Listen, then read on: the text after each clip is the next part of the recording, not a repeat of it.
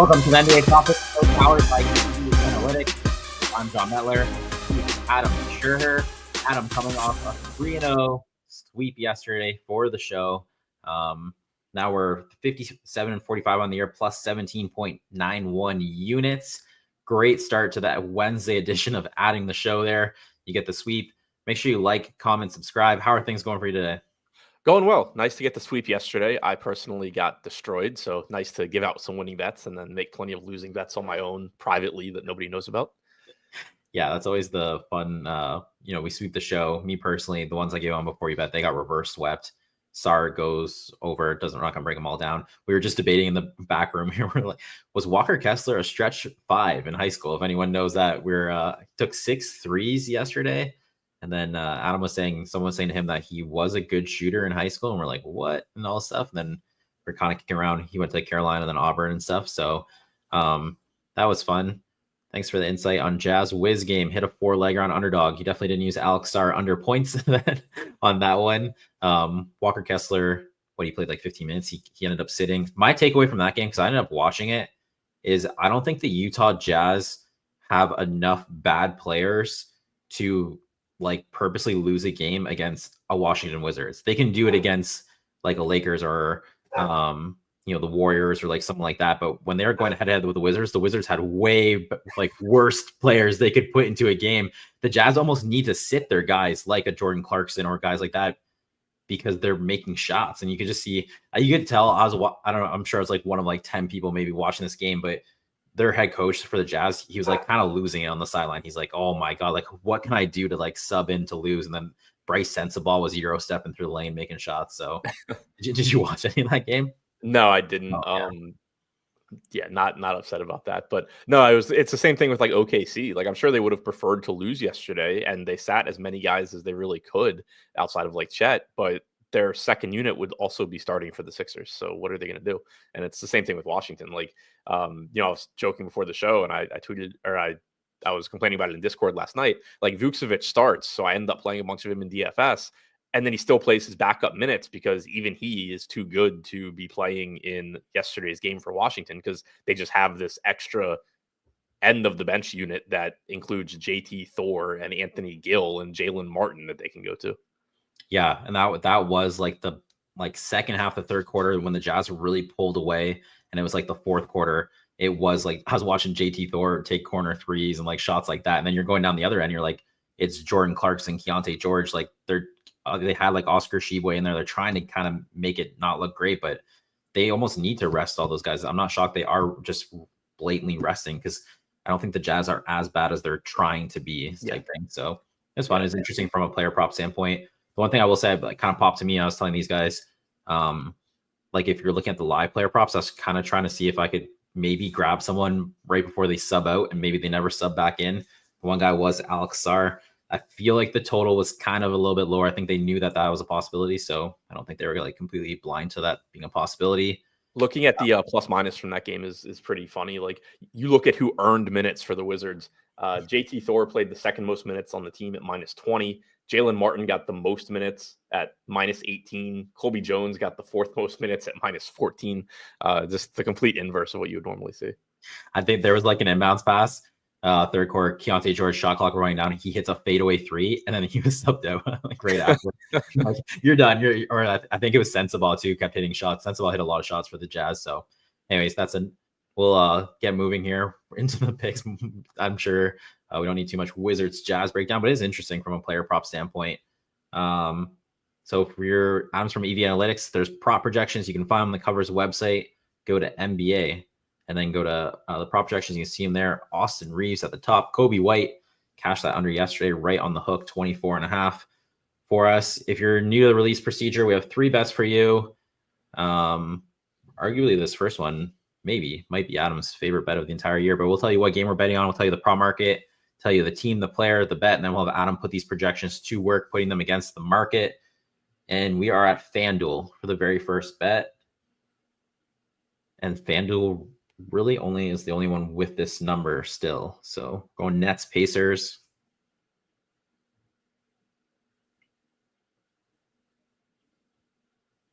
And we're going for the points market.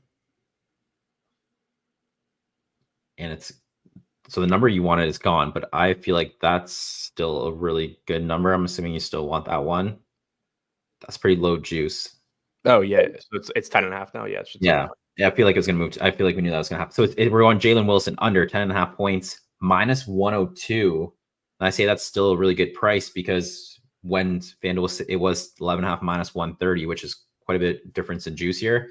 And at the same time, MGM was minus 115 on the 10.5. ESPN was minus 120 on the 10.5. So FanDuel by far sells the best price, just moves to minus 106 right in front of our face.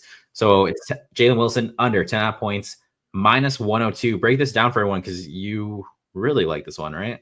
Yeah, and also just to put it in context, at 10.5, the Jaylen Wilson, the FanDuel line hasn't updated on the EV site, but there is a Jaylen Wilson 10.5 minus 118 that looks really, really good. So obviously this one would look better. But there's just a lot of ways to win this one. And the thing that really stands out, there's two things, but one is that last game, Jaylen Wilson ended up behind Maxwell Lewis in the rotation. He played 7 minutes. Now, Cam Johnson's not playing today, so I do expect obviously more minutes for Jaylen Wilson than 7, but Brooklyn for basically the entire season, when they've had enough bodies at least, has been running essentially 10-man rotations, and Maxwell Lewis has been the 11th guy.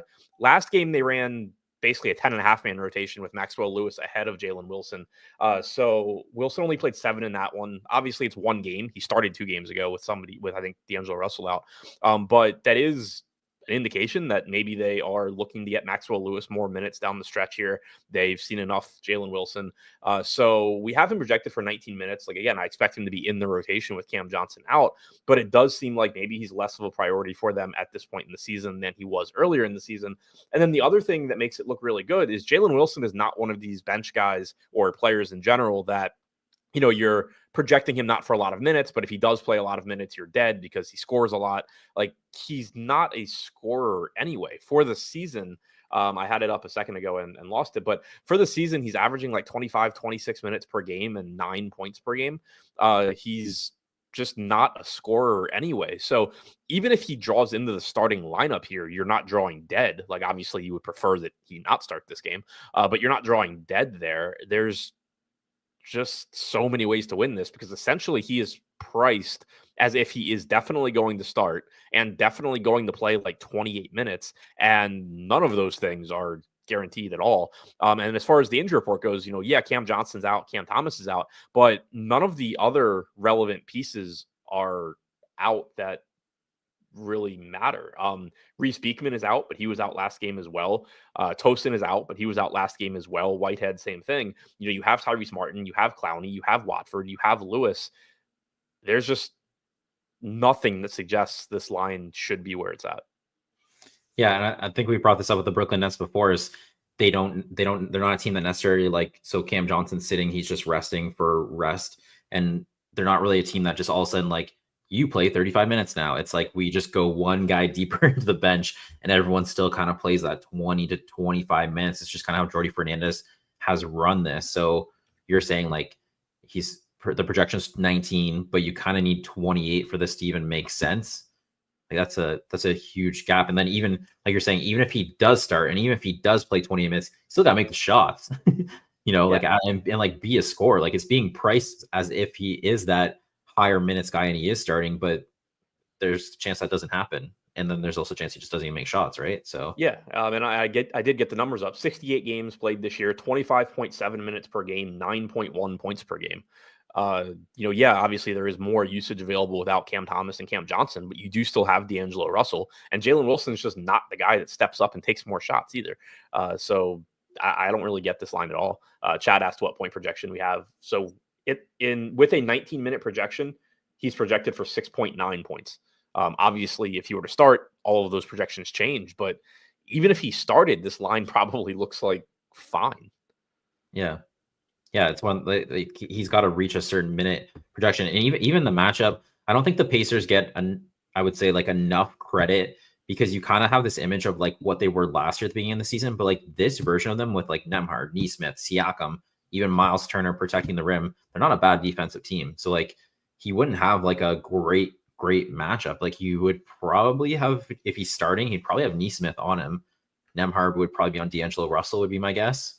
So like I feel like the matchups are there as well. And he is like he is more of like a downhill guy. He is more of a like a drive the lane, kind of finish around the rim type of player. So like you have Siakam, you have Miles Turner there. So just from like there he is, power forward. So he might have Siakam on him, which might even be worse for him with his style of game. I don't think he's much of a shooter from what I remember from Jaylen Wilson. So I think he's more of a driver. I think he can shoot, but like more of a driver. So I feel like the matchups play too. So so the last game that Brooklyn played where both of Cam Thomas and Cam Johnson were out and D'Angelo Russell was in was back on February 4th. Jaylen Wilson did get the start. Again, that was back, a month and a half ago. The rotation was different than we saw last game anyway. He got the start. He played 18 minutes. He scored 7 points.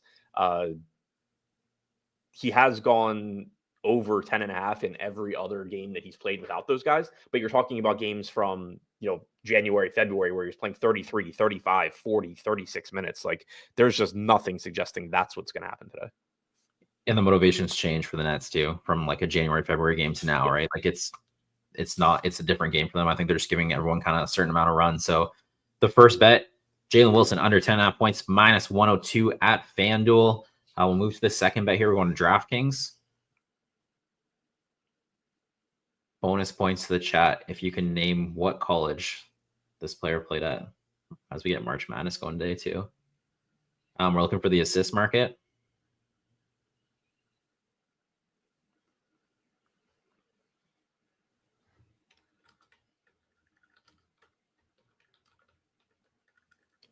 And one has moved. It might be better at bet 365, but I'll tell you what it is and we can go look. So the bet is Miles McBride under 4.5 assists. We had plus 120 before we came on here. It's plus 105 now. It was plus 115 at bet 365. So that might be the best price we have in this moment. Chat, if you can help us out with that one too. So once again, the bet is Miles McBride under 4.5 assists, plus 105, might be plus 115. Adam, you want to break this one down? Yeah. So this doesn't look as good as when I found it before the show, but it does still look good enough. Obviously, good favorable matchup here against Charlotte, but 6 starts now this year for McBride in place of Brunson, with Josh Hart in there. He's averaging 33.5 minutes per game. That's the really big thing, is that McBride in the past, like last season when he would start, he would just play massive minutes. And that hasn't been the case this year. They've been playing Landry Shamet quite a bit in these games without Brunson.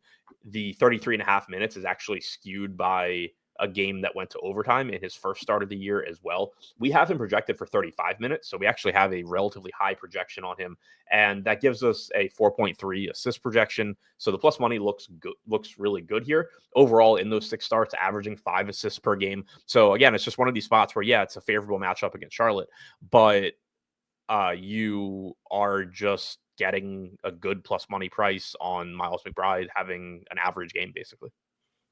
Patrick saying West Virginia. That is correct. One of the teams snubbed for March Madness, according to a lot of people. Maybe. I mean, North Carolina did blow the doors off San Diego State.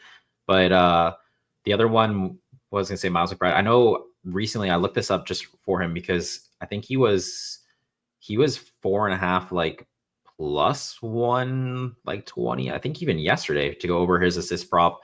And the potential assists aren't very high for him. Like with Jalen Brunson out. Did you already say that? I didn't see you're not. No, I'm a great. Oh, but they were like, it was like, I think around like 6-7 potential assists. You're looking at a total of 4.5. Like we usually say, they usually convert around like 55%. So like we're talking about like 7 potential assists and I need 5 to get over.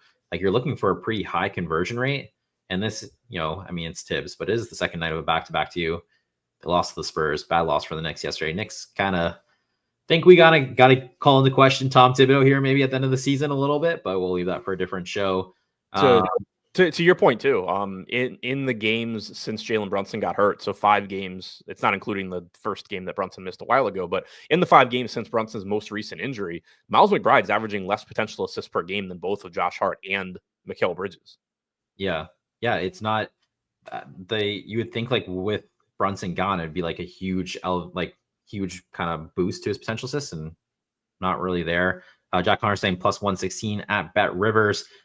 Bobby Newport saying, does anyone know who Landry Shamet went to in high school? Plays for the Knicks. right now. I know he went to Wichita State. I'm pretty sure. Yeah, I was just saying, when I first read it, I was like, oh, I actually know where he went. I think I he went went to to college. Yeah, but he Pitt. said high school. I was like, I don't know high school, but I know college is Wichita State. I'm pretty sure. And so second bet here is Miles McBride under 4.5 assists plus 110.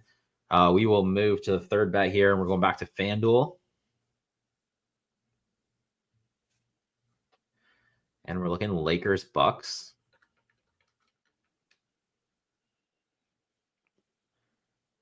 And we're going for the assist market.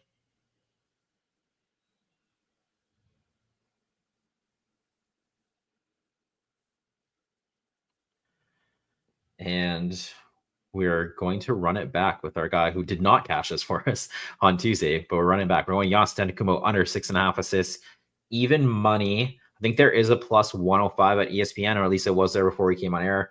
Can't pull up ESPN on our screen, but if you have access to it, you might want to look at ESPN. So once again, that's Giannis Antetokounmpo under 6.5 assists, even money. Adam, you want to break this one down? Yeah, pretty much the same thing that we talked about the other day. His assists have been up lately, but a lot of that is just an increase in conversion rate on his potential assists, more so than an increase in actual opportunities.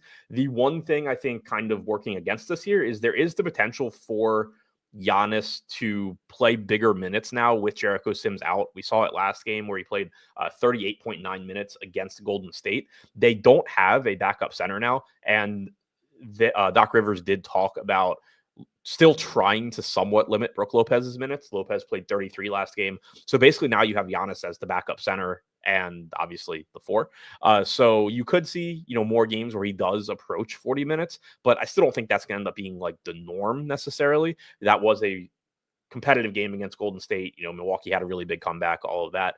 But regardless, we also have him projected for 36 minutes here and 5.8 assists. So it's not like we're still coming in at 32, 33, 34 minutes like we might have been a couple weeks ago. There was some adjustment there. So the biggest concern for me outside of, just he continues to run hot on assists would be that we do continue to see this rotation where he just plays a ton. But until we've seen that in more games, I kind of assume that you're just going to kind of see some fluctuation where sometimes Brolo plays 35, 36 and Giannis also plays 35, 36. Sometimes it'll be 33, 39 like the other day. So that's kind of my biggest concern outside of him just running hot. But it's just the same thing, basically close to a break-even price here on basically just betting on him not converting at the elevated rate that he's been at over the last 10 games or so. Just because you flashed up on screen there, Mr. Gerga, I was thinking of you last night because when I checked the score for the Magic game, I think he had 8 points in like the first quarter, and I was like, yeah, he got it. He got KCP, got the over. You're talking about Giannis on Tuesday, so we played the under 6.5. Talking about, I don't think that's who he is. I think he's a 5.5 player. We highlight the conversion rate, and what does he do? It's 7 dimes. He just goes over on the hook, 10 potential assists. So like once again, it's like a high conversion rate. There's not necessarily the potential assists. Like if you're trying to get 7, you kind of need about like 13, 14 is kind of what you'd be looking at. And he only gets 10. I will say from like the pure like basketball matchup standpoint, I actually bet the over for Damian Lillard's assist day over 6.5. Because they just played March 13th and Damian Lillard had 19 potential assists. And he was kind of the player that was like controlling the offense, and they had a really hard time containing, and they were running a lot of like horns and like double drag screens for Lillard up top. And like Giannis rolling and then Lopez popping out and then Lillard just kind of going downhill against their bigs was causing like a lot of problems for the Lakers. So I think that obviously plays in this, because if Lillard's going to be on the ball more and Lillard's the one who's kind of making this offense flow and he's probably converting his potential assists to Giannis around the rim, like that better than Giannis making the passes. So like that as well. I think this plays, it's one of those things that you just know, it's like, everything in betting is probabilities. And you're like, he's not going to keep converting potential assists at this rate. It's just not going to happen. It's just not how it works. Water always finds its level. So 6.5 even money, running back for one under on Giannis Antetokounmpo. Like I said earlier, we are 57-45 on the year, plus 17.91 units. Huge ground last night on Joel Embiid at 19 games played. We're at 17.91 now. The 3 bets for today: Jaylen Wilson under 10.5 points, Miles McBride under 4.5 assists, Giannis Antetokounmpo under 6.5 assists. Adam, you excited for March Madness? I know you don't watch college ball. I don't, but I might actually go out and watch some of the games today. I enjoy the tournament, like it's fun, but I didn't do any brackets, so I don't have anything to root for. I didn't make any bets because I don't know what the hell I'm betting on. So I don't really have any incentive, but I do enjoy the tournament. So I'm looking forward to it, but gonna probably watch some. I think everyone enjoys the tournament. It's a great time to go. Some of my best betting memories when I was younger, like beginning university, me and the boys, we would go Caesars Windsor. Can I say that? We would go down to the casino. I was like, what can I say that? We would go down to the casino, and like the Thursday of March Madness, we would put in the whole 14-hour shift, noon till when the last game ended, and we sat in the sports book the whole day, and we did that every year for about like a solid like 6-7 years. Those are some of my best. How long were you in college? What? Well, it's 19 in Canada. Oh, okay. No, I thought you said you did it in college and you did it for 6 or 7 years. Oh, no, I wasn't called. Yeah. Well, I did it after I left college. Too. Okay, got it. It's not fun. Yeah. No, but I just meant like when the second we were like of age to go to the casino, we would, that we started that tradition. I was also the last one because I was December birthday. So that was just, even if you're not like a college basketball player, great day to get together with your friends and watch games and play some bets and stuff like that. Some of the best betting memories you'll ever have. Yeah, Vegas. I've never been to Vegas for March Madness. I do really want to do that. See that Bobby in the chat there saying conference tournaments, definitely the time to go check it out. Adam, you want to let the people know where they can follow you, where they can get more information for NBA this week as well? Yeah, you can follow me on Twitter at ShipMyMoneyDFS and check out the Endgame Syndicate YouTube channel for more DFS content. All right, this concludes the NBA Prop Pick Show powered by EV Analytics. We will be back next Tuesday, 10:30 a.m. Eastern. And once again, like we were saying yesterday, we'll be Tuesday, Wednesday, Thursday. So make sure to check us out all 3 days. Good luck with your bets. Hopefully your brackets survive the weekend. Del, play the song.